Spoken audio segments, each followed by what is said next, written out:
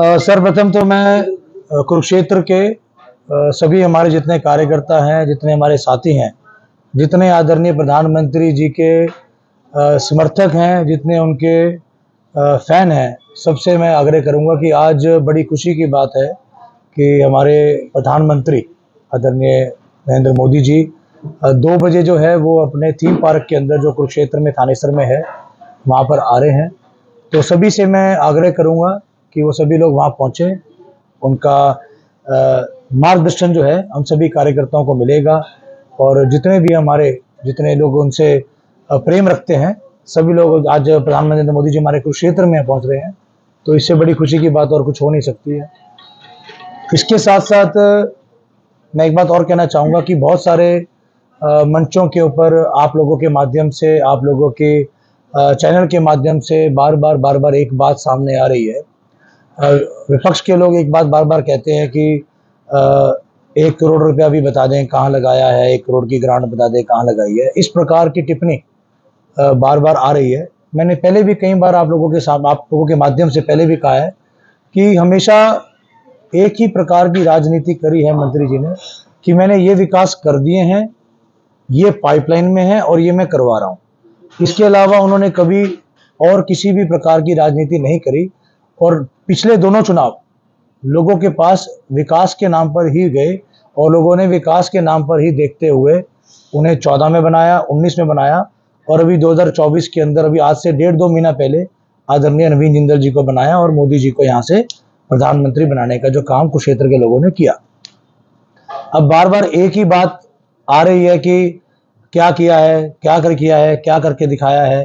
तो मैं आप सभी के चैनल के माध्यम से मैं इतना कहना चाहूँगा कि हमारे आदरणीय हैं, हमारे बड़े भी हैं, मेरे अंकल भी हैं। मैं अरोड़ा जी से आग्रह करूँगा कि वो किसी भी मंच पे आपके किसी भी चैनल को जो उनको ठीक लगता हो, किसी भी चैनल पे मैं उन्हें लाइव डिबेट सिर्फ विकास के बारे में वो बताएं कि उन्होंने 20 साल में यहाँ पर विधायक मंत्री रहते हुए क्या किया और हम उन्हें बताएंगे कि हमने 10 साल के अंदर यहाँ पर रहते हुए क्या किया। तो आप सभी के चैनल के माध्यम से मैं उनसे आग्रह करूँगा कि एक लाइव डिबेट जो है वो मेरे साथ करें और हम उन्हें बताएंगे कि हमने थानेसर को, कुरुक्षेत्र को आगे बढ़ाने के लिए क्या काम करे। बार बार एक बात कहना, हर वीडियो के अंदर एक ही बात कहना कि 1 करोड़ का भी काम गिनवा दें, 1 करोड़ का भी काम गिनवा दें, तो प्रत्यक्ष को प्रमाण की जरूरत नहीं है। सिर्फ एक 305 करोड़ का रेलवे ट्रैक हमारा आपके सामने बना है, आप आके देख सकते हैं। 100 करोड़ का यह हॉस्पिटल पहले बनाया था, 100 का बना रहे हैं, वो आप देख सकते हैं। सेक्टर 13 के अंदर द्रोणाचार्य स्टेडियम के अंदर उनके परिवार के भी सैर करने आते हैं शाम को, वो उनको भी अच्छा लगता होगा। 9.5 करोड़ रुपए का एलईडी ट्रैक, सिंथेटिक ट्रैक बनाया हमने, सेक्टर 13 के स्टेडियम को बनाया। उसी के साथ साथ हमने शहर के अंदर आने के लिए जितनी हमारी मुख्य सड़कें थी, किसी को नुकसान ना पहुंचाते हुए, किसी हमारे भाई का नुकसान ना हो, किसी का थड़ा ना टूटे, किसी की दुकान ना टूटे, किसी का मकान ना टूटे, और इस प्रकार का हमने सड़कों को चौड़ा करने का काम किया। चाहे वो रेलवे रोड हो, जहाँ पर अरोड़ा जी का खुद का मकान है, रेलवे स्टेशन से जो पूरी सड़क जा रही है इसको हमने सौंदर्यीकरण करा, चौड़ा किया। पिपली रोड करी, केडीपी रोड करी, धान रोड करी, सभी हर प्रकार के हमने काम यहाँ पे करे। उनके घर के पास, अरोड़ा जी के घर के पास में एक पीएचसी है हमारी, गामड़ी 7B बोलते हैं, वो इंडिया में नंबर 1 पे आई है वो पीएचसी। उनको शायद पता नहीं होगा, उनके ही वार्ड में पड़ती है, उनके पड़ोस में पड़ती है, तो उनको उसमें भी जाके देखना चाहिए कि किस प्रकार का हमने विकास किया है। रेलवे रोड के ऊपर तो खैर वो सैर करते ही हैं, और शाम को जब वो ब्रह्म सरोवर के ऊपर सैर करते हैं, जो सुबह सैर करते हैं, तो उन्हें भी ध्यान होगा कि भाई ब्रह्म सरोवर के पहले क्या हालात थे और आज क्या हालात है। ब्रह्म सरोवर का पानी ओपन रजवाए से आता था, जिसके अंदर पशु नहाते थे, धोबी घाट थे। आज अंडर वाटर पाइपलाइन से पानी आता है, बिल्कुल वीआईपी घाट के सामने इरिगेशन का हमारा जो पंप हाउस है। कोई भी व्यक्ति पूरे शहर में, मैं सबको कहता हूँ, कोई भी व्यक्ति जाके वहां चेक कर सकता है कि कितना साफ पानी आ रहा है, कितना नहीं आ रहा। कोई भी व्यक्ति खुद जाके वहां पे चेक कर सकता है, और अरोड़ा जी खुद भी सैर करते हैं वहां पे शाम को, तो वो भी आनंद लेते हैं उसका। अगर सरोवर पे आज सफाई है, इतना साफ पानी है, तभी वहां सैर करने जाते हैं रोज, नहीं तो सैर करने वो क्यों जाते। तो मैं आपके चैनल के सभी के माध्यम से ये कहना चाहूंगा कि कृपया करके लोग विधायक चुनते हैं सिर्फ इसलिए कि विधानसभा में जाएंगे, हमारे हल्के की समस्याओं को उठाएंगे, हमारे हलके को आगे बढ़ाने का काम करेंगे, हमारे हलके की चिंता करते हुए हलके के लिए पैसा लाने का काम करेंगे, ग्रांट लाने का काम करेंगे, शहर को आगे बढ़ाने का काम करेंगे। तो मैं उनसे सिर्फ इतना कहना चाहता हूं कि आप अपना गांव कहते हो ज्योतिसर, भी मेरा गांव पुराना ज्योतिसर है। ज्योतिसर के अंदर इतना बुरा लगता था कि वट वृक्ष की परिक्रमा करने की भी जगह नहीं थी। आज मैं आप सभी के चैनल के माध्यम से उनसे आग्रह करूंगा, सभी से, उनसे भी करूंगा और शहर के सभी लोगों से आग्रह करूंगा कि एक बार ज्योतिसर का तीर्थ जरूर देख कर आए। आज ज्योतिसर का जो तीर्थ बना है वहां पर एक बार उसके दर्शन करके जरूर आए। आपको पता लगेगा कि किस प्रकार का विकास 10 साल के अंदर भाजपा के इस काल में हुआ है। सनातन धर्म के अंदर भागवत गीता से ऊपर कुछ नहीं है। गीता के उपदेश दी, आज हम सभी जितने लोग हैं अपना जीवन जो है उन्हीं उद्देश्यों के ऊपर, उसी सीख के ऊपर हम लोग चल रहे हैं। पर ज्योतिसर के अंदर जो काम आज हुआ है वो आज से पहले कभी नहीं हुआ। उन्हें अपना गांव कहते हैं कि मेरा अपना गांव है, और आपने उस तीर्थ के ऊपर ऐसे हालात कर रखे थे कि वहां पर यात्री आते थे तो उन्हें समझ नहीं आता था कि यहाँ कहाँ पे हमें क्या करना है। तो आज बहुत सुंदर हम लेजर शो लगाया हमने इवनिंग में, आप जाके देख सकते हैं, प्रतिमाएं लगाई हैं वहां पे। आप सभी लोगों से आग्रह करूंगा आपके चैनल के माध्यम से कि सभी लोग वहां जाएं और एक बार दर्शन जरूर कर आए कि ज्योतिसर के अंदर तीर्थ किस प्रकार का तैयार हुआ है। तो बहुत सी और एक बातें, क्योंकि इंटरव्यू बहुत लंबा हो जाएगा, तो मैं आप सबसे इतना ही आग्रह करूंगा कि विधायक का जो काम होता है, विधायक का काम होता है विधानसभा के अंदर जाना चंडीगढ़, और अपने हलके की लोगों की, अपने हलके की विकास की वहां पर मुद्दों को उठाना और वो काम कराना। ये होता है विधायक का काम। वो काम 10 साल के अंदर आदरणीय सुभाष सुधा जी ने, मंत्री जी ने बड़े अच्छे तरीके से किया है। अगर उन्हें कहीं पर भी कोई संशय है, कुछ काम नहीं करा, थाने स्तर में कोई काम नहीं हुआ, मैं आपसे आग्रह करना चाहता हूं कि आप लोगों को गलत रास्ता दिखाने का काम ना करें। एक बात और कहना चाहता हूं, आज ये लोगों के बीच में जा रहे हैं, लोगों को कह रहे हैं हम ये कर देंगे, ऐसा कर देंगे।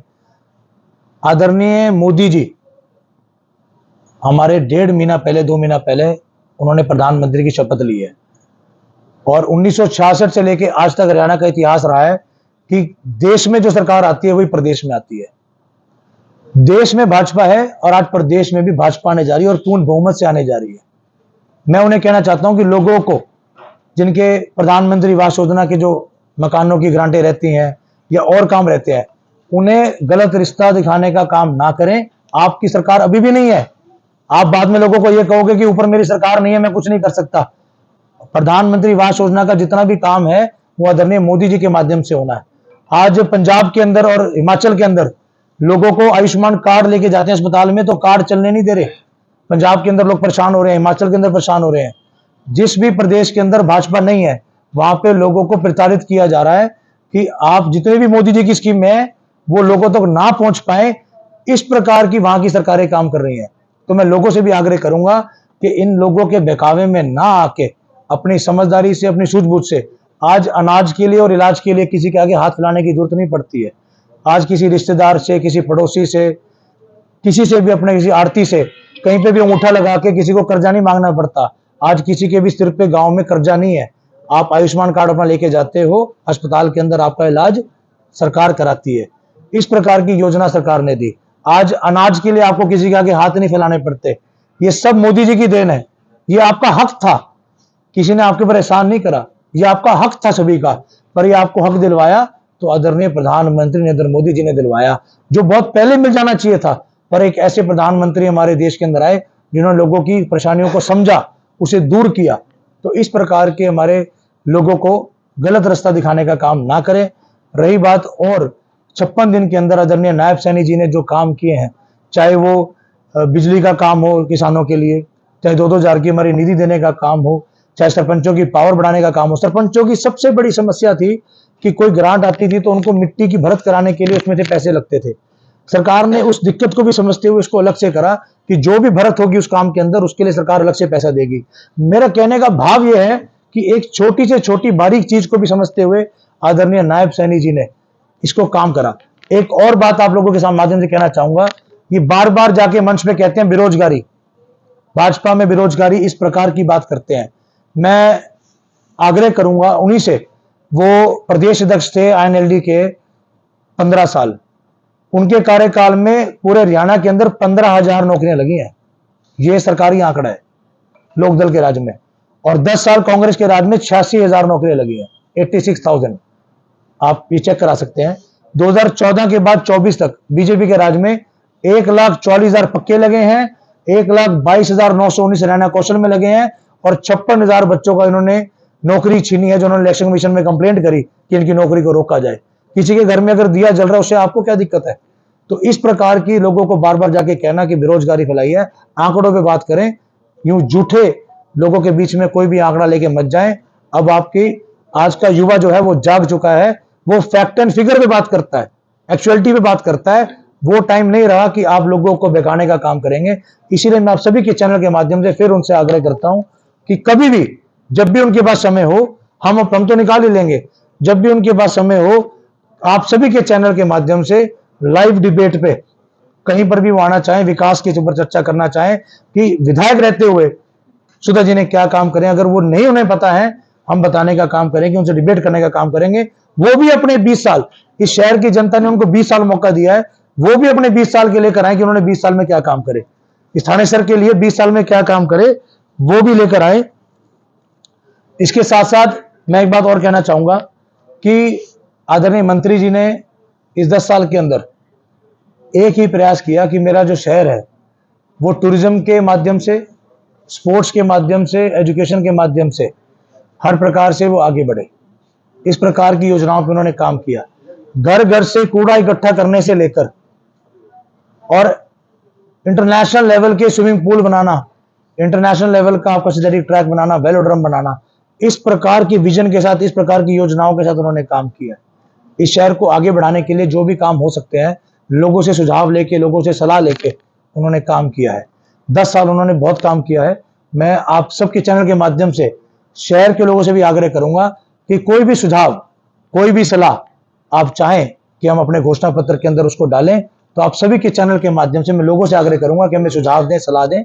इसी प्रकार की हम अगले 5 साल भी आपके लिए सेवा करें कि आप, क्योंकि भारतीय जनता पार्टी ने हमें यहाँ से मौका दिया है दोबारा, तो हम यही प्रयास करेंगे कि आने वाले 5 साल जो है, क्योंकि इस बार 2 से 2.5 साल जो है वो कोविड में खराब हो गए पूरे देश के अंदर।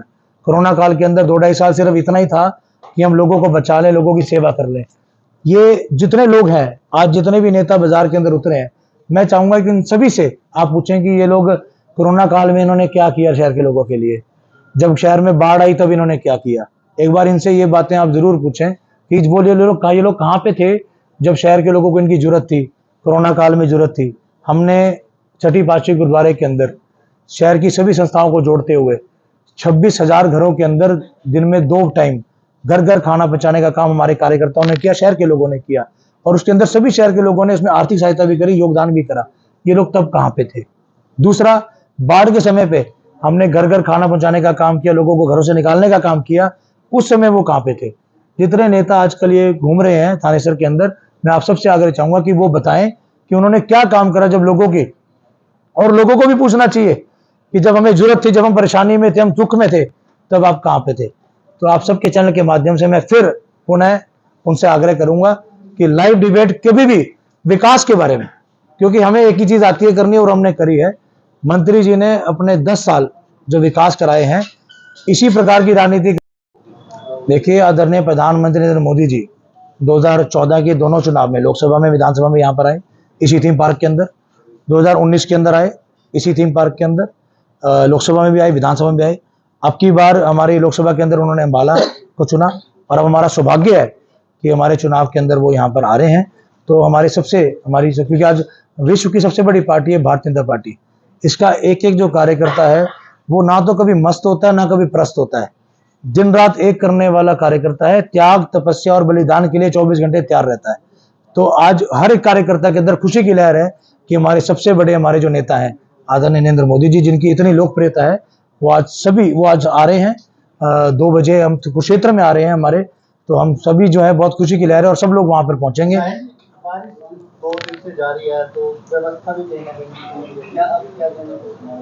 देखिए, बारिश में हमारा जो शहर है उसके अंदर आपको मैं बता देता हूं कि 2014 तक हम गोल्ड बैंक चौक जो था, स्विमिंग पूल था, बारिश आने के बाद 14 दिन पानी रहता था। झांसा रोड के ऊपर डिया बस्ती है, जनता चौक है, उसके ऊपर 15 दिन पानी रहता था। आपके अनेकों एरियाज ऐसे हैं शहर के जिसके अंदर पानी 24 घंटे खड़ा रहता था। आज चाहे अमेरिका हो, चाहे चाइना हो, कोई भी डेवलप कंट्री, हम एक विकसित देश की तरफ बढ़ रहे हैं, विकसित शहर की तरफ बढ़ रहे हैं। जितने विकसित देश भी हैं उनके अंदर भी अगर बारिश होती है तो 15 मिनट, कहीं पे 15 मिनट, कहीं पे 1 घंटा, कहीं पे 1.5 घंटा लगता है उस पानी को स्टॉर्म वाटर की पाइपलाइन से क्लियर होने के लिए। तो आप रैली स्थल के ऊपर जो है सभी वो हमारे जितना भी हमारे कार्यकर्ता हैं सब लोग वहां पे ध्यान दे रहे हैं, सब लोग वहां पे काम कर रहे हैं। तो सभी, क्योंकि आदरणीय मोदी जी को लेकर इतना लोगों के अंदर जोश है, इतनी लोकप्रियता है कि सभी लोग वहां पे पहुंचेंगे और वहां पे व्यवस्था जो है सारी की सारी ठीक है, वहां पे कोई ऐसी समस्या नहीं है। शायद जी, जो विकास कार्यों को लेकर आपने चैलेंज किया, क्या चैलेंज वो स्वीकार करेंगे? देखिए, तो मेरे आदरणीय हैं, मेरे से बहुत बड़े हैं, मेरे बुजुर्ग हैं, मैं ये तो वही बता पाएंगे। मैं तो सिर्फ इतना कह सकता हूँ कि अगर या तो विकास के ऊपर डिबेट कर लें या फिर अपने मंच के ऊपर विकास की बात करना छोड़ दें कि 1 करोड़ रुपए का भी विकास दिखा दो। ये क्योंकि पिछले 15 दिन से चल रहा है, 15 दिन से हर मंच के ऊपर, हर बाइट के अंदर वो बोल रहे हैं कि एक भी विकास बता दो क्या हुआ है। तो इसलिए